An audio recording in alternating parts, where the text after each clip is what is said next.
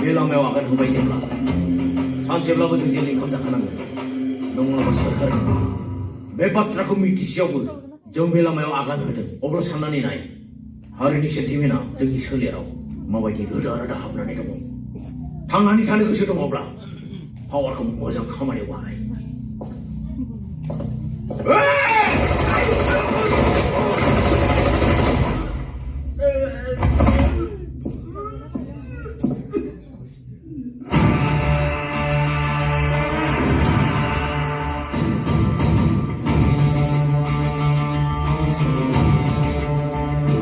एसे सफैखा नोंसोर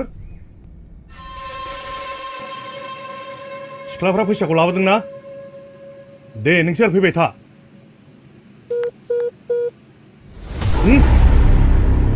सोर नोङो आंनि खथायाव माबोरै हाबफैनो हाखो है साला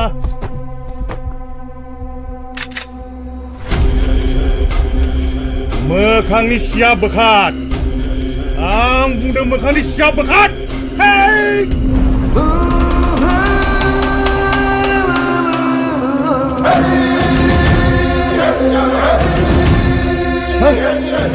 जोंनाव बाबुसो माथो हिन्जाव बेपारि मा नांगौ बाबु नोंनो नोंनि जिउ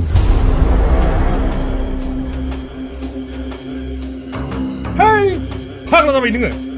आंनावखि माबा मोनथाम मोनब्रै जिउ दङ नोंनो होलाबायनो एमएलए जानानै हारिखौ सिबिगोन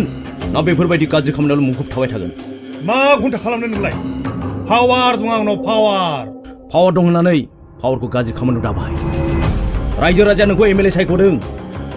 सुबुं माहारिखौ सिबिनो थाखाय हारिखौ दावगाहोनो थाखाय बेफोरबायदि समाजाव गुबुंले बार होनो थाखाय नङा आं मिथिगौ नों रिजर्टआव सिख्लाफोरखौ मानि थाखाय लेंहरदों नोंथ' मिथिखागोन ना नोंनि बिनानावजों जे आं एखे खामानिखौनो खालामदोंमोन मार मजानि सिख्लामोन खिन्थु सिकिउरिटि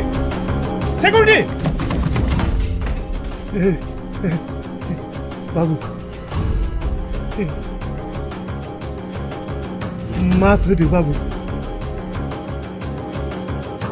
माफ होदो बाबु